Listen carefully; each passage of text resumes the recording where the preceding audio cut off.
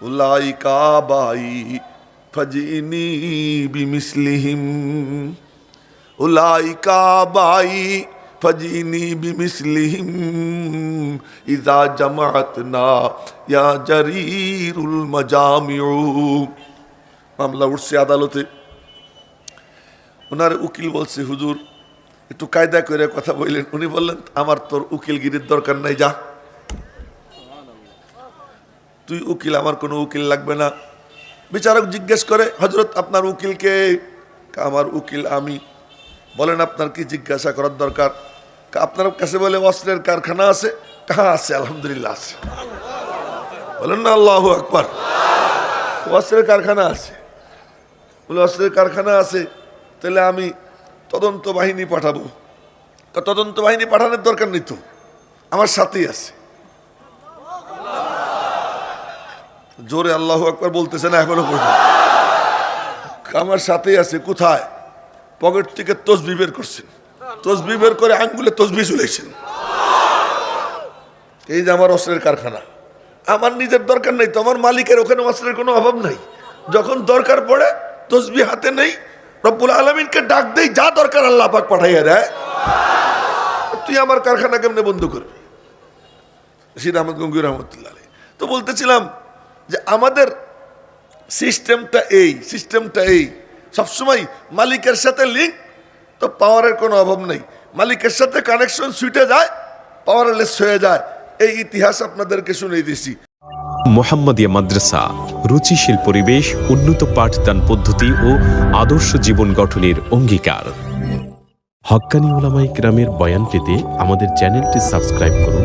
দিন প্রচারের নিয়তে লাইক, কমেন্টস ও শেয়ার করুন। আলহামদুলিল্লাহ কাফা ওয়া সালামুন আলা ইবাদিহিল্লাযীনা ইসতাফা, আম্মা বা'দ। ফাআউযু বিল্লাহি মিনাশ শাইতানির রাজীম। বিসমিল্লাহির রহমানির রহিম। আল্লাহু ওয়ালিয়ুল্লাযীনা আমানু ইউখরিজুহুম মিনায-যুলুমাতি ইলান-নূর والذين كفروا أولياؤهم الطاغوت يخرجونهم من النور إلى الظلمات أولئك أصحاب النار هم فيها خالدون آمنت بالله صدق الله مولانا العظيم وصدق رسوله النبي الأمي الكريم ونحن على ذلك لمن الشاهدين والشاكرين। ঐতিহ্যবাহী জামিয়াতুল ওয়ালিজা ইসলামিয়া ও হযরত সুমাইয়া রাদিয়াল্লাহু আনহা মহিলা মাদ্রাসা কর্তৃক আয়োজিত কোরআনে করিমের খতম এবং মিশকাত শরীফের খতম উপলক্ষে এই সমাপনকারী ছাত্রদের এবং ছাত্রীদের দস্তারে ফজিলত এবং সম্মাননা প্রদান উপলক্ষে আয়োজিত আজকের দিনব্যাপী এই মহতী আলোচনা সভা ও দোয়া মাহফিলের মাননীয় সভাপতি, মঞ্চে উপবিষ্ট, হয়তো প্যান্ডেলের নিচে অবস্থান করছেন কেহ কেহ উম্মতের অভিভাবক হযরত উলামায়ে কেরাম, সম্মানিত মাদ্রাসার হিতাকাঙ্ক্ষী ভাইয়েরা, বিশেষ করে শিকদার সাহেব সহ মাদ্রাসার যারা হিতাকাঙ্ক্ষী, তাদেরকে আমি বিশেষভাবে খেতাব করব। আমার সম্মানিত দিনী ভাইয়েরা, ছাত্র ও যুবক বাবারা, মাইকের আওয়াজ যদ্দূর যাচ্ছে সব জায়গার ভাই ও বোনেরা, আমি এখানে বসে মওলানা রিয়াজের কথা শুনতেছিলাম। শুনতে শুনতে আমি অন্য জগতে চলে গেছি। অন্য জগৎ কি? এই লাইনটাই এমন, এই চোখের পানি দিয়েই হয়। যে চোখের পানি দিতে জানে, এর উপরে যে ভিত হয় এত মজবুত যে সারা দুনিয়া গুতাগুতি করেও এই প্রতিষ্ঠানের কোনো ক্ষতি করতে পারে না। আমার নবীজি এই রাস্তা যখন খুলছেন তখনও চোখের পানি দিয়ে খুলছেন। আপনারা অনেক আগে একবার আমি আলোচনা করেছিলাম যে আমার নবীজি অস্থির ছিলেন, তখন তার মন অস্থির, কি যেন নাই, কি যেন আমার চাই, কি চাই তাও জানি না। আজীব ব্যাপার, কথা একটু লক্ষ্য করে শুনবেন। কি চায় তিনি, কি চাচ্ছে মন, তা তিনি জানেন না, কিন্তু মনে মনে বলেন কি যেন আমার নাই, কি যেন আমার চাই। কি নাই কি চাই তাও জানি না, ঘরে মন টেকে না, ঘরে মন টেকে না। বিবিরে বললেন, খাদিজা আমারে কটা রুটি বানাই দাও। মা কটা রুটি বানাই দিলেন, একটু পানির মশকে পানি নিলেন, রুটি নিয়ে পানি নিয়ে চলে গেলেন। কোথায় যাবেন? কে যেন টানে, কে যেন টানে। এদিকেও যাইতে পারেন, ওদিকেও যাইতে পারেন, কিন্তু যাইতেছেন কোন দিক আমি আমার নিয়ন্ত্রণে না, কেউ নিয়ে যাচ্ছে। নিতে নিতে হেরা গুহায় নিয়ে বসাইছে 3 মাইল দূরে। ওখানে বসছেন, ওখানে বসে বসে কারে ডাকেন তাও জানেন না, কি চান তাও জানেন না, কিন্তু বলেই যাচ্ছেন, কে আছো, কোথায়, দরজা খোলো, জানালা খোলো, দেখা দাও, আমার মনের জ্বালা, আমার মনের অস্থিরতা দূর করে দাও। একটানা 30 দিন 40 দিন একটানা। বলেন একটু সুবহানাল্লাহ বললে তো সমস্যা। এতক্ষণ পর্যন্ত সব গরম বক্তা ছিল, এখন আমি এমনিতেই নরম, তারপরে আবার প্রায় 30 ঘন্টা ঘুমাই না, এ কারণে ঠান্ডাও লাগছে, গলাও বসে গেছে। তো মরার উপরে খাড়ার গাজারে বলে, সব দিক থেকে আর কি বিধ্বস্ত। তো এই জন্য বলতেছি আপনাদেরকে যে আমি তো নরম, আপনারা তো অবশ্যই গরম ছিলেন অনেকক্ষণ পর্যন্ত, আমিও শুনতেছিলাম। একটু জোরে সোরে বলেন সুবহানাল্লাহ। সুবহানাল্লাহ জোরে বলাইলাম, এরও কারণ আছে। একদিন রাতে নবীজি ঘুরে ঘুরে দেখতেছিলেন কে কেমনে তাহাজ্জুদের নামাজ পড়ে। তো প্রথমে গেছেন আবু বকর সিদ্দিকের বাড়ি। তা আবু বকর সিদ্দিকের বাড়ির কাছে গিয়া দেখেন যে কোনো আওয়াজ আসে না, তো গিয়ে দেয়ালের সাথে কান লাগাইছেন, খুব মনোযোগ দিয়ে শুনতেছেন। এখন দেখেন আস্তে আস্তে আওয়াজ আসতেছে, শুনলেন। ওখান থেকে আসছেন হযরত ওমরের বাড়ির উদ্দেশ্যে। হযরত ওমরের বাড়ি কথার কথা ওই রাস্তায়, নবীজি আছেন এখানে, গম গম করে আওয়াজ হইতেছে তাহাজ্জুদের কোরআনে কারীমের তিলাওয়াতের। তো এখন সকালবেলা তো ফজরের নামাজ পড়তে গেছেনই 2 বুড়া। বুড়া মানে কি, নবীজির থেকে বয়সে 2 জনই ছোট। আবু বকর নবীজির থেকে বয়সে 2 বছর ছোট ছিলেন, ওমর নবীজির থেকে 12 বছর বয়সে ছোট ছিলেন। আবার অপরদিকে 2 জন নবীজির শ্বশুর, জামাই মিয়ার বয়স বেশি, শ্বশুরদের বয়স কম, না? কি চমৎকার ব্যাপার। তো 2 শ্বশুর নামাজে গেছেন, নামাজে তো যাইতেন, আগের কাতারেই থাকতেন, তার কারণ ওই জান্নাতে আগে সেই যাবে যে নামাজে আগের কাতারে থাকবে। তা আবু বকর সিদ্দিক কি আর পিছনে বসতেন, একদম নবীজির সামনে থাকতেন। 2 জন, 2 জন সামনেই থাকতেন। আর 2 জন এমন ছিলেন নবীজির দিকে চাইয়ে থাকতেন সারাক্ষণ। অন্যর দিক নবীজি চোখ উঠাইলে অন্যরা চোখ নামাইতো, এই 2 জন চোখ নামাইতো না, নবীজির চোখে চোখ রাখতো এই 2 জন, আবু বকর ওমর। তো এই 2 নবীজির শ্বশুর, নবীজি নামাজের শেষে 2 জনে ডাক দিছেন, এই দিক আসেন। একান্তে বললেন, আবু বকর আপনি তাহাজ্জুদে এত আস্তে পড়েন কেন? তা আবু বকর বলে কি, যারে শোনানো উদ্দেশ্য আরো আস্তে পড়লে উনি শুনে, যারে শুনাইতে চাই আরো আস্তে পড়লে উনি শোনে, খামাখা জোরে পড়ার কি দরকার? ওমর আপনি এত জোরে পড়েন কেন? ওমর কি বলে শোনেন, কি চমৎকার জবাব। ওমর বলে কি, যে ঘুমন্তদেরকে জাগাই, শয়তানরে ভাগাই। জোরে বলবেন না সুবহানাল্লাহ। ঘুমন্তদেরকে জাগাইয়া দেই, শয়তানরে ভাগাইয়া দেই। তো এখন আমার নবীজি বলেন আসহাবি কান্নুজুম, তার মানে আমি চাঁদ, আমার সাহাবীরা তারা। তো আসহাবি কান্নুজুম, আমার সাহাবীরা নক্ষত্র তুল্য, তো আপনি কিসের তুল্য? নবীজিরে বলি, আপনার সাহাবীরা যদি নক্ষত্র তুল্য হয় তো আপনি কি? তো সাহাবীরা বলেন উনি আবার কি? ওনারে দেখলেই মনে হইতো কান্নাহু কিতাতু কামার, মনে হইতো যেন আসমানের পূর্ণিমার চাঁদ জমিনে নাইমে আসছে। আর শুধু তাই না, সাহাবীরা কি বলবে? আল্লাহ পাক বলেন তাবারাকাল্লাযী জাআলা ফিস সামাই বুরুজাও ওয়া জাআলা ফিহা সিরাজাও ওয়া কামারাম মুনীরা। বলে আসমানে যেমন চন্দ্র সূর্য, আল্লাহ পাক এই হৃদয়ের আসমানে আল্লাহ পাক নবীজিকে বইলেই দিছেন ওয়া কামারাম মুনীরা, এ উজ্জ্বল চন্দ্র। আল্লাহই বলছেন কামারে মুনীর, সিরাজে মুনীর। কে বলছেন? আল্লাহ বলছেন এই মাঝখানে দাঁড়াইস না রে। আবার একজনরে বলছি সবাই মাথা ঘুরেছে, কি মুশকিল, মাথা এই দিক থাকবে, মাথা চোখ এই দিকে থাকবে। তো নবীজি চাঁদ, সাহাবীরা তারা। তো নবীজি বলেন আমি চাঁদ, আমার সাহাবীরা তারা। বিআইহিম ইক্তাদাইতুম ইহতাদাইতুম, যার পিছনে দৌড় দিবা তার পিছনে চলেই জান্নাতে পৌঁছে যাবা। এখন প্রশ্ন হলো, আবু বকর পড়ছে আস্তে, ওমর পড়ে জোরে, আমি কি করব? যদি আস্তে আস্তে বলো তুমি আবু বকর, যদি জোরে জোরে বলো তুমি ওমর, এখন আমি কি করব? এই টাইমে কি আস্তে বলবো না জোরে বলবো? আস্তে।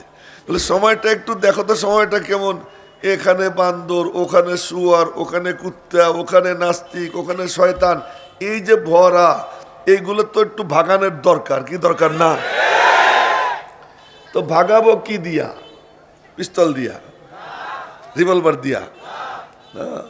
একটু ভালো করে বোঝার চেষ্টা করব। আজ যদি আমরা কওমি অঙ্গনের ওলামা তলাবারা মিলে চেষ্টা করি যে আমরা কিছু হকি স্টিক, কিছু লাঠি ছোটা, কিছু অস্ত্র শস্ত্র আমরাও কি করব, আয়ত্তে আনবো, তা আমরা যদি মেহনত শুরু করি, কথার কথা, আবার না জানি আমার নামে কোন কেস হয়ে যায়, কথার কথা, যদি আমরা শুরু করি না এই সাধনা, তো এই সাধনা শুরু করলে মেহনত করতে করতে 50 বছর যদি মেহনত করি, তাহলে কি বিএনপির ছাত্র দল আর আওয়ামী লীগের মানে ছাত্র লীগ, যুব দল, যুবলীগ, তাদের কাছে যা আছে, আবার তারা মনে করে তাদের কাছে আছে, আমি বলতেছি, আমি বলি না, দেখাই যায়, সবাই দেখে, দেখে তাদের কাছে যা আছে, 50 বছর সাধনা করে কি আমরা ওই পর্যন্ত যাইতে পারবো? যাইতে পারবো না। কিন্তু আমাদের যেটা আছে ও গোড়ার ডিম, এর কাছে কিচ্ছু না। আমাদের এটার কাছে ও গোড়ার ডিম, এগুলো কিছুই না, কিছুই না, কিছুই না। হজরত হজরত মোল্লা জীবন রহমতুল্লাহ আলাইহি নাম শুনছেন না আপনারা? এ কথা শুনতে হবে, কিন্তু কথা বলবো তো আস্তে আস্তে, মনোযোগ রাখতে হবে। আব্দুর রহিম আল মাদানী তো যে চিৎকার, অন্যদিকে তাকানোর কোনো সুযোগ নেই। আমি শুনতেছিলাম শুয়ে শুয়া, আমারে ঘুমাইতেও দেয়নি, ঘুমাইতেও দেয় নাই। তো এদের তো পাওয়ার আছে, আমি তো আস্তে আস্তে বলবো, এই জন্য মনোযোগ দিয়ে শুনতে হবে। তো বলতেছিলাম মোল্লা জীবন এক মোল্লা, হায় হায়, মোল্লা জীবন মোল্লা। তো মোল্লা জীবনের উপর খেপে গেছে বাদশাহ শাহজাহান। পুরা রাজ্য তার হাতে, সমস্ত রাষ্ট্রীয় ক্ষমতা তার হাতে, খেপে গেছে। এখন বলে কি, এ পুলিশ রেডি হও, মোল্লারে গ্রেপ্তার করতে হবে। আবার মুসা আলাইহিস সালামের জন্য যেমন ফিরাউনের ঘরে আল্লাহ লোক রেখে দিছে, এই বাদশাহ শাহজাহানের ঘরে আল্লাহ পাক এই মোল্লা জীবনের জন্য লোক রেখে দিছে। জোরে কয় না সুবহানাল্লাহ? একটু রেখে দিছে। ওনার ছেলে আওরঙ্গজেব মোল্লা জীবনের ছাত্র, মোল্লা জীবনের কাছে পড়ে। কার ছেলে? শাহজাহানের ছেলে, যারে আমরা বাদশাহ আলমগীর বলি। এই বাদশাহ আলমগীর খালি যেমন তেমন বাদশাহ না, এই বাদশাহ আলমগীর 53 বছর বাদশাহ ছিলেন। 53 বছরের মধ্যে একটা পয়সাও রাষ্ট্রীয় কোষাগার থেকে নেন নাই। নিজে হাতে কোরআন শরীফ লিখতেন, ওই কোরআন শরীফ বিক্রি করে ওই পয়সা দিয়ে সংসার চালাইতেন। এই বাদশাহ আওরঙ্গজেব আলমগীর রহমতুল্লাহ আলাইহি। তো মোল্লা জীবনের ছাত্র যখন শুনছে যে আব্বা গ্রেপ্তার করবে, ওয়াজা রাজুলুম মিন আকসাল মাদিনাতি ইয়াসআ ক্বালা ইয়া মূসা ইন্নাল মালা ইয়াতামিরুনা বিকা লিয়াকতুলুকা ফাখরুজ ইন্নী লাকা মিনান নাসিহিন। এক লোক দৌড়ে এসে বলে, ফিরাউন স্বভাব নিয়ে বসছে, আপনারে হত্যা করার চক্রান্ত করতেছে, ফাখরুজ, আপনি বের হয়ে যান। মূসা আলাইহিস সালামকে এসে যেমন বলছিল, আওরঙ্গজেব দৌড়ে এসে বলে, উস্তাদজি উস্তাদজি, এ কি আব্বা পুলিশ রেডি করছে, আপনারা গ্রেপ্তার করবে। এগুলো সব মরা বসে রয়েছে চুপচাপ করে, যে আব্বা পুলিশ রেডি করছে আপনারা গ্রেপ্তার করার জন্য। তো মোল্লা জীবন মনে করছে বলার পর একটু উস্তাদ একটু মুখ টুক অন্যরকম হয়ে যাবে, একদম নির্লিপ্তভাবে বললেন, ও খাদেম, জি হজরত, মেরে লিয়ে ওজুকে পানি লিয়া যা, আমার জন্য ওজুর পানি নিয়ে আয়, ওজুর পানি নিয়ে আয়। যখন ওজুর পানি আনাইছে, ওজু করা শুরু করছে, আওরঙ্গজেব দৌড় দিছে। দৌড় দিয়ে গিয়ে বলে, আব্বা আব্বা সর্বনাশ। কি? উস্তাদজি অস্ত্র ধার দিতেছে।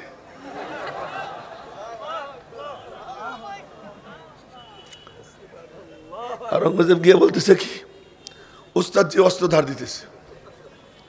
ওই ইসলামের ইতিহাসই নবীজি বলেন আল উযু সিলাহুল মুমিন, ওযু মুমিনের হাতিয়ার।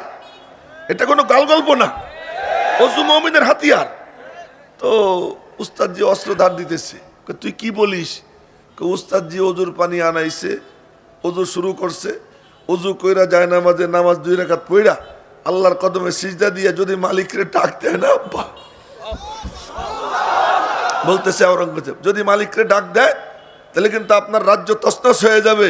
গুরু হে আমলদার খলবত নশি, কদম হায় খাকি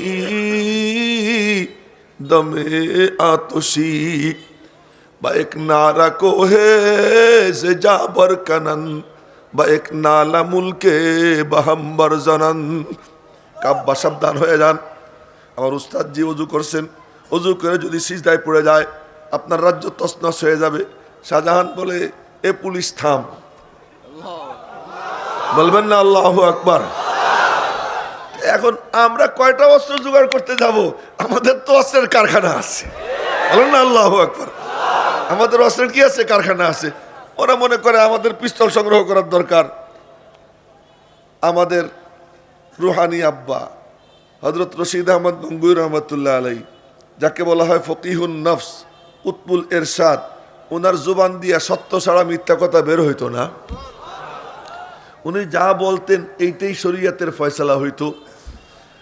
এবং একদিন রাত্রে স্বপ্নে দেখেন নবীজি এক মসজিদে হাজির, উনিও সেই মসজিদে উপস্থিত। তো লোকজন মাসআলা জিজ্ঞেস করতে আসছে। আল্লাহর হাবিব বলতেছেন, আমারে না, তোমরা মাসআলা রশিদ আহমদকে জিজ্ঞেস করো। রশিদ আহমদ গঙ্গুহিকে মাসআলা জিজ্ঞেস করতেছে, আর রশিদ আহমদ গঙ্গুহি মাসআলার জবাব দিচ্ছেন, নবীজি শুনতেছেন। 100 মাসআলায় ফতোয়া দেওয়ার পরে নবীজি বললেন, রশিদ আহমদ, তোমারে কে আবার মুফতির সার্টিফিকেট দিবে? আমি মুহাম্মদুর রাসূলুল্লাহ তোমাকে মুফতির সার্টিফিকেট দিয়ে দিলাম, যাও, তোমাকে মুফতির সার্টিফিকেট আমি দিয়ে দিলাম। এই রশিদ আহমদ গঙ্গুই রহমতুল্লাহ আলাইহি, ওনার নামে মামলা হয়েছে যে ওনার কাছে অস্ত্রের কারখানা আছে। ওনার কি অস্ত্রের কারখানা আছে?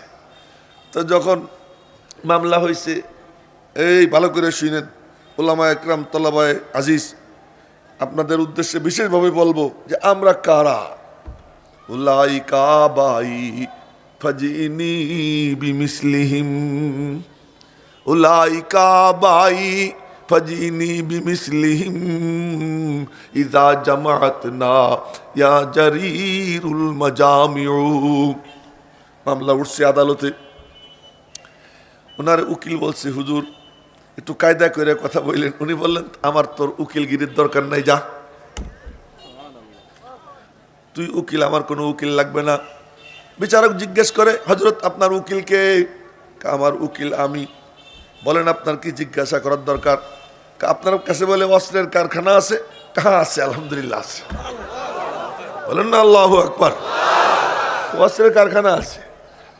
বলে অস্ত্রের কারখানা আছে, তাহলে আমি তদন্ত বাহিনী পাঠাবো।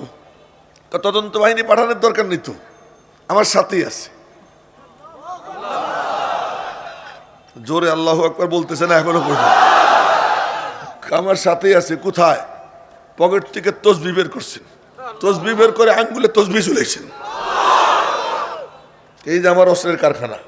আমার নিজের দরকার নেই তো, আমার মালিকের ওখানে অস্ত্রের কোনো অভাব নাই। যখন দরকার পড়ে তসবিহ হাতে নেই, রব্বুল আলামিনকে ডাক দেই, যা দরকার আল্লাহ পাক পাঠাইয়া দেয়। তুই আমার কারখানা কেমনে বন্ধ করবি? রশিদ আহমদ গঙ্গুই রহমতুল্লাহ আলাইহি। তো বলতেছিলাম যে আমাদের সিস্টেমটা এই সবসময় মালিকের সাথে লিঙ্ক, তো পাওয়ারের কোনো অভাব নেই।